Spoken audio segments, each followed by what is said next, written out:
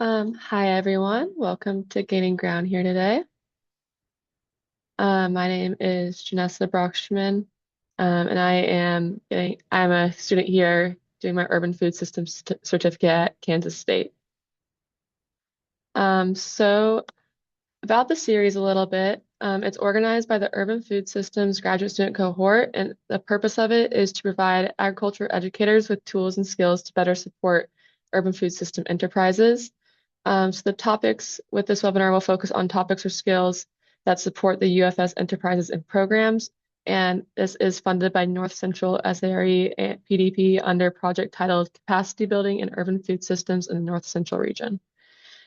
And so with this topic today, we have Katie here from University of Missouri to talk about small acreage business planning.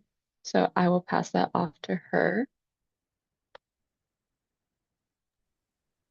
All right. Good afternoon, everybody. And thank you for inviting me to talk today about small acreage business planning. So hopefully you are able to see my screen and what we're going to discuss today. So I am an ag business and policy specialist from MU Extension. I'm housed in Lafayette County, Missouri, which is just on the kind of far east fringes of the Kansas City metro area. We're about 45 minutes east of Kansas City, south of the Missouri River.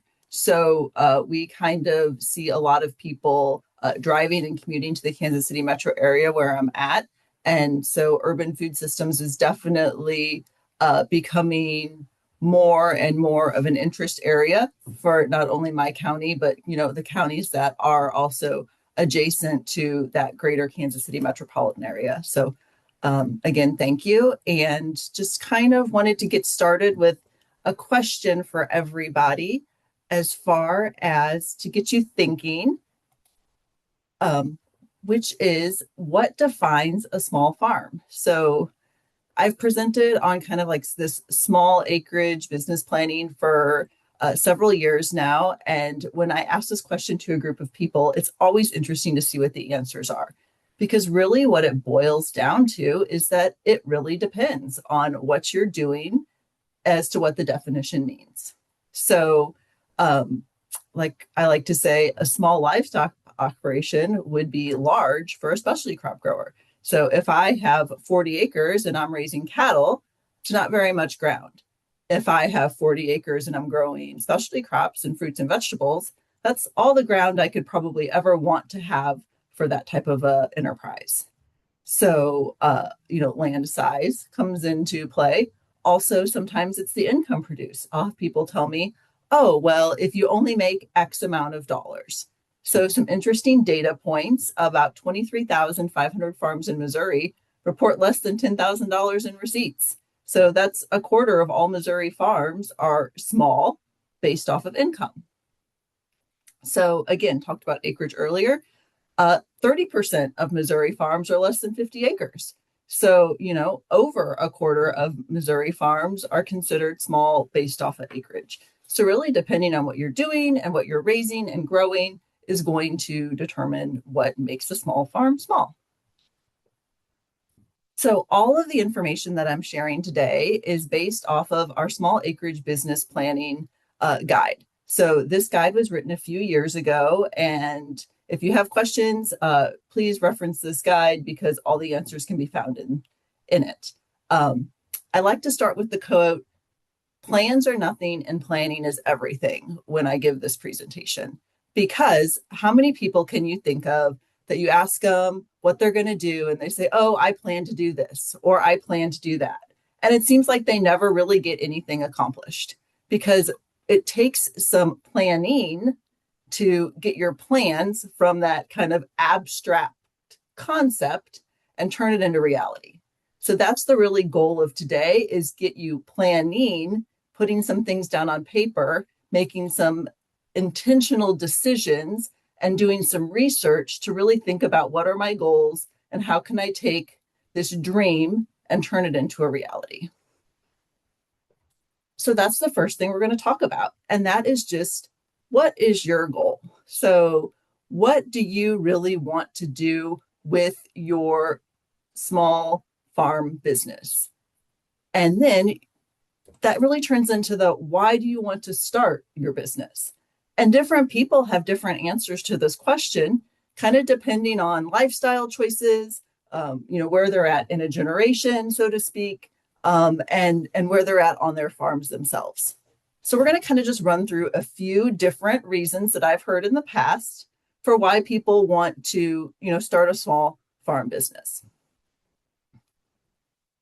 The first one is farm diversification. So we talk a lot to a lot of people that might have a larger farm operation, and mom and dad have kind of a grain farm, and the younger generation wants to come back to that farm. However, they can't sustain an additional income.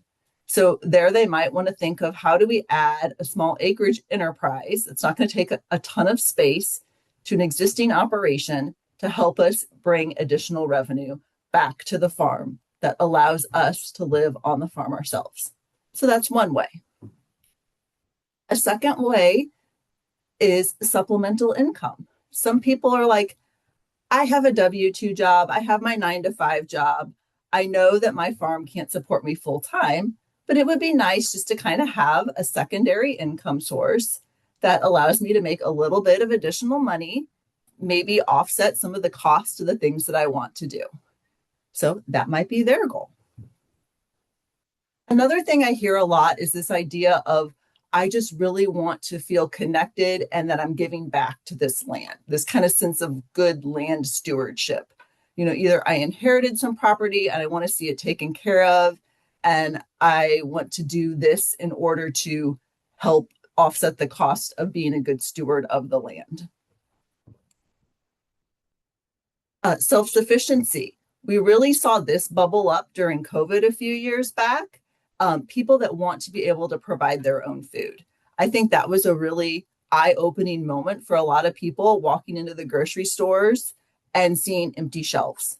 I know that was the first time that I had ever really experienced that very real thought of, oh my, like, there is not a lot of food here. And being able to provide your own food really became a big talking point. And I got a lot of calls after that of people saying, we want to be able to grow and raise our own food. We want to be able to, help supplement what we're buying. We want to know where our food's coming from. So this kind of has also stemmed into this homesteading trend we're seeing a lot of as well, of people growing, raising their own food products for themselves. You get to doing that, you get really well at it, and you find you have a surplus, and all of a sudden you say, hey, maybe I can turn this into a business that produces some income for myself as well. So kind of circling back to the, what is your goal? It can be all of these things, or maybe, just one or two of them, but it's really the why you want to start a small farm business. What kind of pulls at your heart and makes you say, yes, let's get into this and let's see if this is going to pay off. So the next question that I always ask people is, what do you want to produce? And I usually get a list of things about 20 miles long of what people want to do. And that's wonderful. I'm glad people are extremely ambitious with what they want to grow and how much they want to take on. But I always caution them and I say, start small, really investigate the things that you're wanting to grow, produce, or raise. Really figure out if it's something that you like. Because you could ask me, what should I produce? And I might say chickens, and you hate chickens, and that's not going to work for you. So ask a lot of questions and do a lot of research so you can go in eyes wide open to what you should produce. Because there are hundreds of small acreage enterprises out there that someone can take on a relatively small piece of property. So probably traditionally, a lot of what we hear about is just fruit and vegetable production, selling at the local farmers markets and things like that.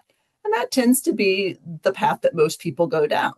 But then we also hear about people who want to do, raise mushrooms and maybe have honeybees and, maybe get into some very specialty crops and things like that. We also see a lot of people doing a lot of enterprises that complement each other well. So Someone may start with fruit and vegetable production, and that might turn into an agritourism business with like some value-added agriculture on the side. But you're probably not going to want to take all that on from the get-go. So it's really important to start with just a few things, get the growing down, get the production experience down, and then start to kind of grow organically from there instead of trying to take on too much in the beginning, because it's really easy to get yourself overwhelmed and over your head quickly when you start to do these types of small acreage enterprises.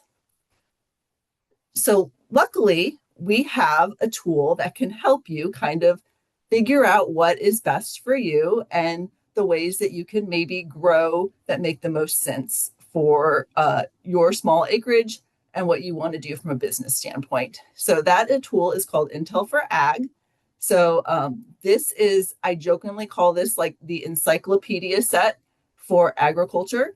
So I'm of the age, I remember growing up, like you had a question, you went to the encyclopedia set that sat on the shelf, and you pulled the book out that you needed, and you opened it up, and there was the answer. So that's kind of what Intel for Ag is for agriculture. So when we're getting started with Intel for Ag, you get on the site, we kind of have 6 key areas that you can do a deeper dive for more information. And they kind of are all highlighted by these icons with a magnifying glass, earth, shopping cart, check mark, notepad, light bulb. And those are continued through the site to make easy navigation. So for the purposes of figuring out, the best thing for you to do or grow, I'm going to direct you to 2 places first. The first is the Find My Sustainable Enterprise tab. So this is a way you can answer 5 simple questions about a new crop or animal enterprise to see if it's going to fit well on your farm or not. So kind of a great quick little check to see if this is something I like, or maybe I'll pass and do some more research on something else. So the next place that I would direct you to is the Knowledge Center. And this just has a bevy of resources and information that can help you prepare for the enterprise that you think you're interested in. It's going to talk about production considerations. So if you're thinking, I want to grow strawberries, but strawberries can be prone to all kinds of, maybe fungal issues, disease, pest issues, all of that's going to be explained in the Knowledge Center. It's also going to tell you about what type of equipment needs that you might need for your certain enterprise. And then you can, from there, figure out if that is going to be a cost prohibitive point for getting into that enterprise or not. So 2 great things to go and check out when you're kind of doing a deeper dive on what it is that you should produce. So I said earlier that it's important to ask lots of questions. So I kind of wanted to walk through a couple of examples of some common topics or enterprises that people call me about, and then kind of go over the questions that I then ask to them as well. So the first one we're going to look at here is horticulture and nursery crops. It's probably kind of one of the top questions that I get. I want to start growing vegetables and selling them at my local farmer's market. So that's great. So I first kind of start asking them basics, what production system will you use? Because if you're growing open field or high tunnel or greenhouse, there's different considerations on a cost side of things, and there can be different expectations on an income producing side of things with each one of these types of systems. So the next question I might ask is, do you have adequate labor to grow that crop? So when you're growing specialty crops and horticulture crops, labor is a huge part of your expense. And sometimes I think people underestimate the amount of labor that it takes to grow specialty crops. So that's really a point that I want people to think through and do their homework on. Next is what type of equipment or infrastructure is needed and what's the cost of that. So just kind of looking into those expenses there. And then lastly, where will you sell your crops and for what price? So that's probably the most overlooked consideration when people start thinking through doing a business. Is it's fun to get in, it's fun to get your hands dirty and start planting and growing crops, but you have to make sure that you can sell your crops, and you have to make sure that you can cover your costs. And sometimes people don't think through that in piece and do their research like they should before they get started. So another thing that I see people commonly doing is value-added foods and products. So value-added products are just anytime you convert a raw commodity into a product or do something to that product to make it more valuable. And it doesn't have to be complicated. So it can be as simple as growing lettuce and then taking that lettuce, washing it, tearing it up, and putting it in like a prepackaged salad. Just that value add of tearing and packaging that lettuce can turn that into a value added product. And that value you can capture at the final sale. So that process makes that product more valuable than maybe just selling lettuce on the head. So adding value can really come into play when quantities are limited. And it also can sometimes help extend your growing season as far as I know I'm not going to have a lot of revenue in the fall and winter, but if I take these fruits and convert them into jams and jellies, I'm able to sell that non-perishable product, year round and provide some additional income that way. So some questions to ask if you're thinking of doing value-added foods and products is one, how are you going to add value to the product? So what's that process going to look like? Two, and this one can be a big one sometimes, what regulations need to be followed? So if you're in the Kansas City metro area, sometimes those regulations in those counties and cities are very stringent. So it's really important that you are aware of what your county health codes are when you're doing value-added foods. And does those processes need to be done in an inspected kitchen? What does that look like? Have those conversations with your county health departments before you get started so you go in eyes wide open to what you need. Because sometimes the cost of those supplies and equipment can be cost prohibitive when you're just getting your small acreage enterprise started. So lastly, again, coming back to that market piece, by adding value to that product, how much can you sell and at what price? Pricing your product is so important, and we can't emphasize the need to know your cost of production. And we're going to talk about some ways to help you determine that here in a few slides. Lastly, I wanted to kind of touch on agritourism, because this is another activity that I see a lot of people wanting to do. It's kind of that three-legged stool of I want to raise vegetables or grow berries, and then I want to have people come and pick them on the farm, and then I can also can them. So it kind of turns into this whole kind of systems approach to doing several enterprises. And like I said earlier, that's great, but you probably want to start a little bit simpler than that, because agritourism are activities that involve the public. You invite them onto your property, and that can also have a lot of issues that can arise because of that. So agritourism is going to require a lot more labor and additional infrastructure needs. And it's going to require quite a bit of people skills that you might not really think through when you're getting started. So with any type of agritourism type operation, liability is a huge risk. And so you're going to need some additional insurance for that. You're also going to need a lot of additional labor. You've got parking and people making trash and just all those different moving pieces when you're inviting large groups of people onto your property. Again, being metro adjacent, there can be permits or land use regulations that you need to look into before you start this enterprise to make sure that you're following all the rules and regulations. Another thing I like to point out are the tax implications of agritourism, because sometimes you're charging for a service and not a product. So if you're charging admission or things like that, those types of activities actually go on a different schedule on your tax returns than farm generated income from producing a farm good. So those would go on a Schedule C versus a Schedule F. So just to make you aware that there could be some potential tax implications from doing these types of enterprises as well. And then lastly, just kind of thinking through the hours of operation, because everyone I've talked to that does some sort of an agritourism enterprise tell me the same thing. People do not respect your hours of operation. And when you want to be sitting on your patio enjoying a nice quiet evening, you'll probably have people driving down your driveway to see if you're open or not. So if you're one of those people that kind of like your home to be your home, agritourism is probably not a good fit for you.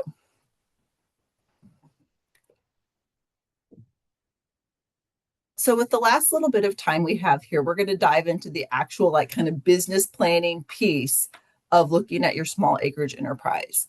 So when I say business planning, sometimes I feel like people like just want to turn and run away because business planning can be overwhelming. So when you're first getting started, I really encourage you not to think of it as this big, long report that you have to generate on a business plan, but I just want you to go through the process of developing kind of a guide for the future of your business. So really at this point in time, when you're just starting out, you're at the beginning stages of planning your business, I really want you to just think through potential profitability and just a few details of how you're going to reach your goals. So we kind of talk about that in terms of a business map. So it's just kind of 3 easy steps to starting your business, right? Except they're not that easy, or they can be a little bit overwhelming. So the first one is marketing, the most important one by far. I've said that before in this webinar, and it's probably the one that people put the least amount of time on. And that's just defining your customers. Who are they? What products are they willing to purchase and how much are they willing to pay? And then figuring out where and how you're going to sell the products that you raise. So the second thing is assets. So when people think of assets, they tend to always think about tangible things that they can touch. And that is, an asset, your equipment, your land, your cash, things of that nature. But I also challenge you to think through like your personal assets. So those can be like intangible. Those are your skills and your labor and your experience that you can bring to the table in your business. And then the last thing is profitability. So that's just, revenue and expenses, realistic quantities that you can raise, what you're going to sell it for, and how much it costs you to do that. So, and again, our Intel for Ag tool can help you figure some of these things out. So when I talked about number 1, marketing, we have market intelligence. So this is a great local market report that you can type in your address and it's going to pull up demographics for that area. So median household income, age demographics, things like that. It's going to tell you what markets are nearby, mileage to your local farmers markets. And then another cool thing that it tells you is food product preferences. And this one's just kind of fun. So you can figure out within a certain radius of your property how many pounds of potatoes the average person consumed. And I guarantee you it's way more than you think it would be. So market intelligence has a lot of good data for you to kind of start doing that customer identification piece. The next thing is the management resiliency. So this is kind of a little self-assessment that helps you look at your own skills and maybe says, hey, you're really good at financials, but it looks like you could maybe educate yourself a little bit more on marketing. So it's a good self-assessment of kind of where you're at and maybe some gaps that you need to go out and kind of maybe brush up on some skills for your own management capabilities. So one last word on marketing. So marketing is, this big kind of hairy ball of wax that sometimes people don't want to take on, but there's got to be a demand for your product at a certain price. And most agricultural producers, when you think of them in terms of corn and soybeans and cattle, they're price takers. On any day of the year, they can drive to their local elevator and can sell their grain. They might not be happy with the price that they're selling it for, but they can make a sale. Small acreage producers are not. We have to identify our markets, and then we also have to identify the markets that are going to bear higher prices for products, because we have to have a consumer that's willing to pay the price that we need to cover our costs. So that sometimes can be a little bit more difficult. So generally, when we are talking about small acreage enterprises and the way they market, they're going to look at direct marketing channels. So when you direct market, you're selling your product directly to your consumer. So generally, when you're direct marketing to a person, you're face-to-face, you have a lot of customer interaction, you're getting good feedback, and that can lead to higher returns. If I'm at the farmer's market and I have green peppers on my table and I have a customer come up to me and say, I can buy green peppers at the grocery store, but I've really been looking for these little orange sweet peppers that I can't find anywhere. That can be some great feedback for you as a small grower to know that, is there a gap or is there a need that I can meet at a local grower that people can't find someplace else? So cons to direct marketing is it's a very high time commitment. So most people want to go and sell at the local farmers markets to get started, and that's great. There's lots of opportunities there, but in their minds, sometimes they say, oh, well, the farmers market's 6 hours every Saturday. So it's only going to be 6 hours of my time. But I would really caution you to think through that entire process of, I have to pick the produce in a timely manner so it looks fresh for market. I have to pack it up. I have to drive to the market. I have to be at the market for 6 hours. Then I have to pack it up again, drive home, and unpack the product. So really, it's a lot longer of a time commitment than sometimes people initially think. And then also a con can be those same customer interactions. I bet you can all think of a time you were at a farmer's market or a craft fair or some sort of situation where you're walking past booths and you see that person at the back of the booth with their phone, looking down, trying not to interact with people. It's not kind of that warm sales scenario that you're looking for as a consumer. You're going to go to the booth where the person is bubbly and bright and asks you how your day is and really looks like they want to be there. So if you're not a people person, farmers markets might not be the place for you if you really don't like interacting with people. And that's okay. You can think of different avenues for your product, but it's really important to think through where you're selling your product and if it's the best fit for you. So now talking about the assets portion of our map, again, that's what do you bring to the enterprise? So I talked earlier about how assets can be things that we touch, but also prior knowledge and experience. And I always like to tell this story when I talk about assets. I was helping a lady do a grant for her husband's produce business. And we were chatting back and forth. And she said, I'm just helping him write this. He does all the growing. This is his business. And I was like, okay, well, that's great. And then in our conversation, she said, I just kind of keep his books and help him when he needs it. And I said, well, what's your background? And she was an accountant who had worked in banking. So I'm like, well, you're a huge intangible asset to him and his business, and you need to lean in on that because here you are, a bookkeeper and accountant, and you're helping him be successful in his business. So she had never really seen herself as an asset before. And I think that's really important for people to think through those things that they might not really realize are assets when they're getting started. So when you're thinking about your assets in the planning process, I always suggest people make 2 lists. So you want to list out what assets you currently have, and then what assets do you need to bring to the enterprise. And kind of think of these as separate lists and then look at them and compare them and see, okay, where do I overlap and what do I need to get started? And then I always say at this time, then you can almost create a 3rd list, which is the wish list of things I would like to have. Because when you start looking at things and you've determined your enterprise and you've looked at Intel for ag and seen what kind of equipment you need to get started, you might not really need a tractor to get started, but boy, it would sure be nice to have one in the future.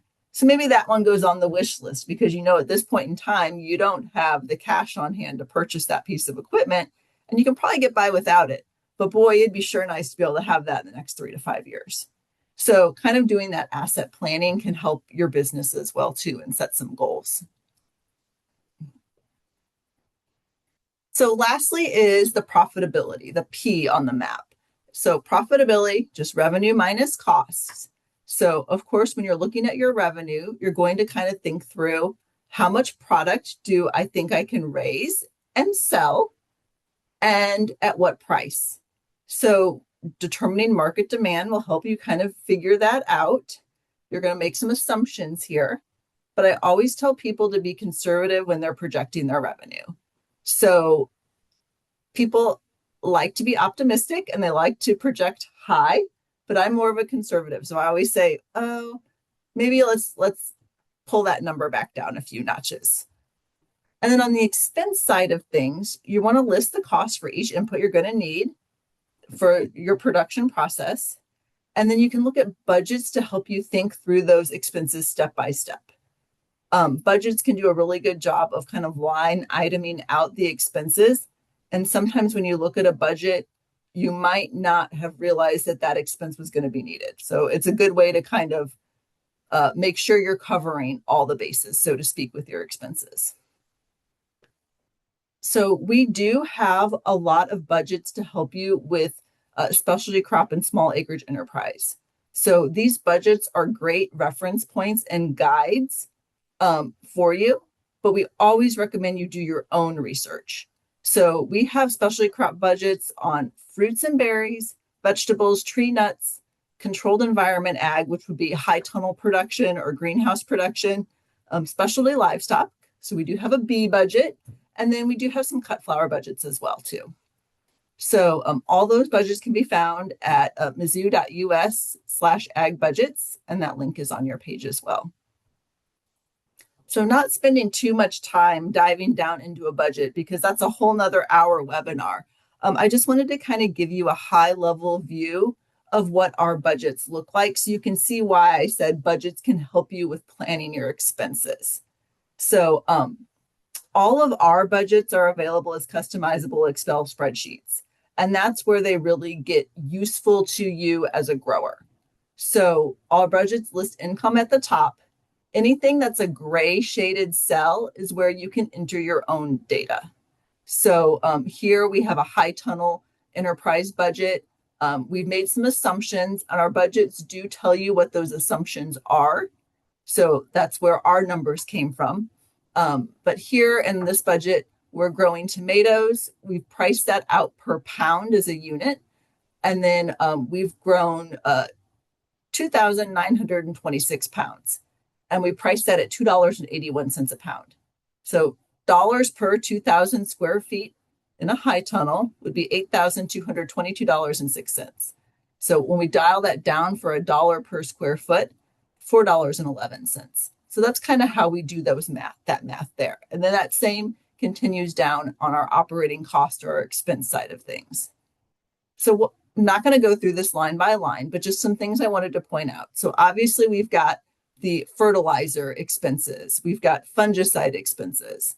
But one thing I did want to draw your attention to, and I talked earlier about how we usually underestimate our labor, we have several lines, almost 10 lines of labor expenses. So labor is by far the largest expense in this budget. And that holds true for a lot of specialty crop budgets. So this is just a good way to think through. You think, oh, I'm growing tomatoes, I have to put them in the ground. Yes, but if you're growing them in a high tunnel, you also have to plant them, you have to stake them, you have to prune them, you have to weed them. So a lot of labor hours go into that. So just kind of a snapshot at our budget and how you can use that as a tool to help you even before you've started your enterprise, see if whether that's something you want to take on and whether or not you feel you could be profitable at it. So last thing I want to talk about here is cash flow, because so many small acreage enterprises and specialty crop enterprises, we don't have a consistent cash flow year round. So we're very seasonal in our products. And so cash flow helps you project and estimate your cash flows, knowing when cash is coming and going out of your business. So we kind of lump these into 3 categories, which I think is helpful to think about. This example here shows a layer kind of cash flow. So the first category is operating activities. So you've got layer chickens, layer hens. So your money coming in might be from egg sales or compost. Money going out in your operating or your day-to-day activities are things like feed and egg cartons, or maybe some selling fees from the farmers markets. So the second set of cash flows can be investing activities. So these are just like sporadic money coming in or out of your enterprise. So here it could be like the sale of spent hens. You know, girls only lay eggs for so long, and what are you going to do with those birds when they quit laying? You might be able to sell them, or outflows might be when you need to purchase new birds. And then lastly is financing activities, and this is loans or contributed capital coming into the business, or payments or interest expenses going out of the business. So you might self-finance your small acreage enterprise, but you might tell yourself, I'm going to give myself a $20,000 loan to get this started, but I expect the business to be able to pay me back in 5 years. And if it can't, then I need to have a serious thought process or a conversation with someone if this is something I wish to continue. So kind of uh, three ways cash flows in and out of your business, and ways that you can kind of lump your money into different categories as to whether it's, day to day, intermittent, or financing. So, and lastly, our Intel for Ag can help you at the very end. So hopefully by now you've kind of thought through your goals. You have determined what type of enterprise you want to do. You've mapped your plan and you say, okay, I think I'm ready to jump and get started. And Intel for Ag can help with that as well, because we have a business startup tile. This business startup helps you generate a checklist of steps that you need to take to establish your business. So it is tailored for the state of Missouri. So the links in it take you to like Missouri Secretary of State website. But if you're on the Kansas side, just know that you would just need to go to the Kansas Secretary of State website if you want to file a fictitious name. So if you're going to start a produce business and sell at the local farmers market, but you're going to name it Fairway Farm, and Fairway Farm becomes your fictitious name or you're doing business as, that would be filed with the Secretary of State. It also just gives you some other items that you need to make sure you're doing when you're ready to launch and ready to hang your open for business sign up, so to speak. So with that, I just want to kind of wrap it up and say that there are many ways that you can be successful on small acreage, and you can grow more than you ever thought possible. But it's just really important to think strategically before you get started, to set your goals, think through what you're wanting to do, and map your business ideas. So with that, I'm going to stop sharing my screen, and I'm more than happy to answer any questions that anyone may have from the group. Thank you so much, Katie. We do have a couple questions here in the Q&A. One of them is, how much time do you think people should spend planning before they start implementing their plan? Oh, that's a tough question. I would say I hate saying it depends, because that's not really an answer, right? But it really depends on how motivated you are. I mean, I would think you could really, if you said, really write things out intentionally and do that business mapping, maybe a week if you're really motivated and you have the time to devote to it. Some people might spend months on the planning process because it's not their full-time interest, and they have other things pulling themselves away.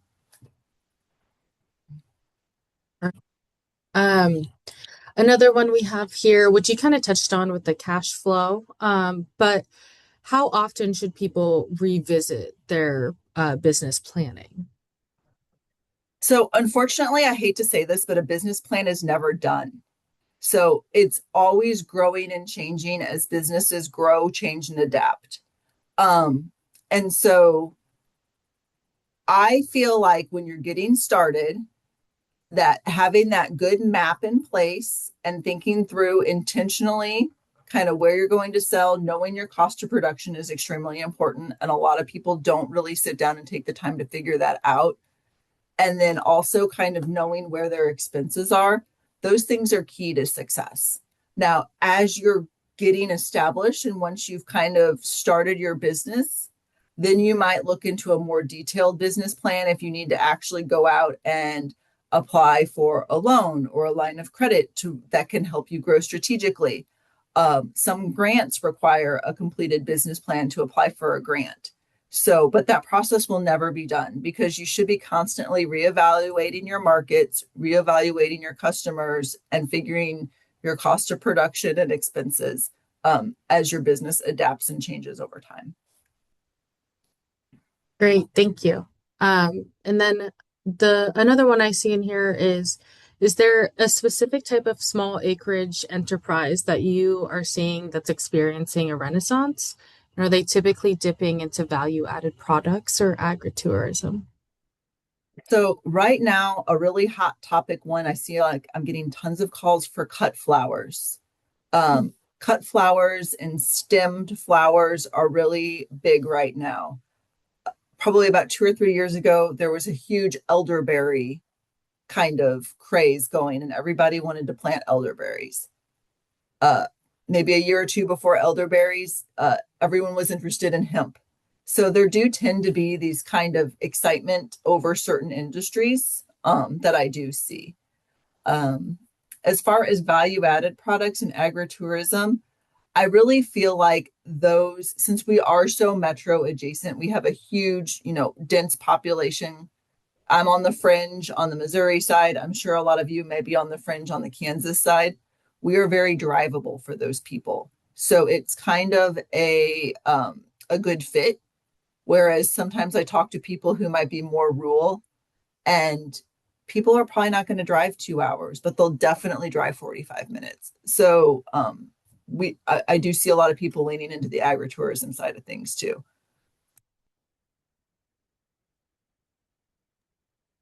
Awesome. I think other than that, do you mind sending the slides over to us too so we can add it into our survey email after the end? Yes, I sure Awesome. can. Thank you. And then other than that, I don't see any other questions in the chat box, but if anyone has anything else, feel free to put it in there.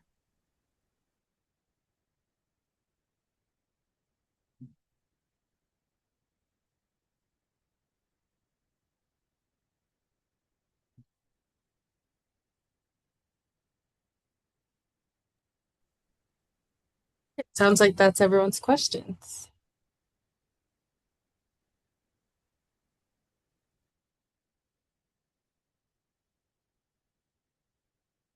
Oh, we did get another one. Do you have any other resources for places other than Kansas and Missouri? Someone's asking about Ohio. The Intel for Ag will work in Ohio. That is Okay. nationwide. So budgets, you are in a very similar growing climate than as we are. So our budgets would be easily customizable to Ohio as well. It's hard to find specialty crop budgets. We've developed a lot of our own in the last couple of years because we just could not find them anyplace else. Thank you. And then what are your thoughts on small orchards? I do see time, be patient. It takes a lot of time with orchards. A couple other considerations I see with orchards where we're at, we have quite a bit of pressure from grain crops, and herbicide drift with orchards can be very devastating. So just where you're at, that sometimes may come into play. A lot of weather related events with orchards as well too. But here in Lafayette County, we have a lot of peach and apple orchards. We're kind of in the orchard belt. So yeah, anything can be profitable if you just think through your growing processes and your market channels. Thank you.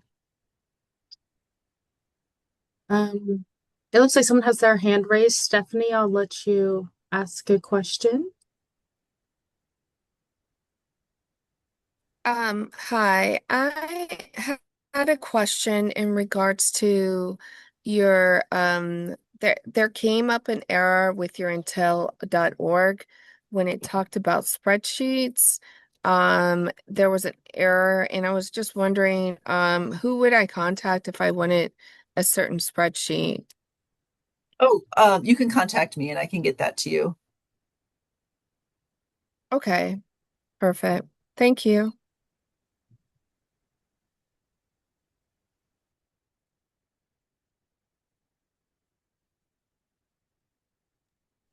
Okay, with that, it looks like all the questions have been answered. I want to thank everyone for coming out today.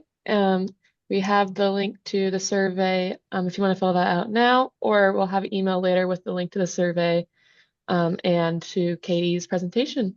So thank you, Katie, and thank you everyone for attending.